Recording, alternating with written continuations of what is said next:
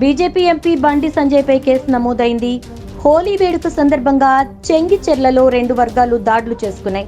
విధి నిర్వహణలో ఉన్న తనపై దాడి చేశారంటూ నాచారం సిఐ నందీశ్వర్ రెడ్డి ఫిర్యాదు చేయటంతో మేడిపల్లి పోలీస్ స్టేషన్లో కేసు నమోదు చేశారు పోలీసులు. బండి సంజయ్, ఘట్కేసర్ ఎంపీపీ సుదర్శన్ రెడ్డితో పాటు ఇంకొందరిపై కేసు నమోదైంది.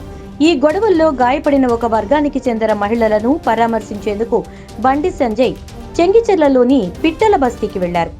ఆయన అక్కడికి వెళ్లేసరికి పెద్ద ఎత్తున కార్యకర్తలు, అభిమానులు చేరుకున్నారు. దాంతో అక్కడి పరిస్థితి ఉద్రిక్తంగా మారిపోయింది. దాంతో పోలీసులు బ్యారికేడ్స్ వేసి ఎవరిని అనుమతించకుండా కట్టడి చేసేసరికి బండి సంజయ్ కార్యకర్తలు వాటిని తోసుకుని మరీ లోపలికి వెళ్లి మహిళలను పరామర్శించారు. వారికి రక్షణ కల్పిస్తామని హామీ ఇచ్చారు. మహిళపై దాడి చేసిన వారిపై కఠిన చర్యలు తీసుకోవాలని ప్రభుత్వాన్ని డిమాండ్ చేశారు.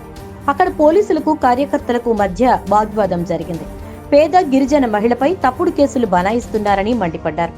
బస్తీకి వచ్చి మరీ మహిళలు, పిల్లలపై దాడులు చేశారని, ఈ ఘటనకు కారకులైన వారిపై కేసు నమోదు చేయాలని డిమాండ్ చేశారు.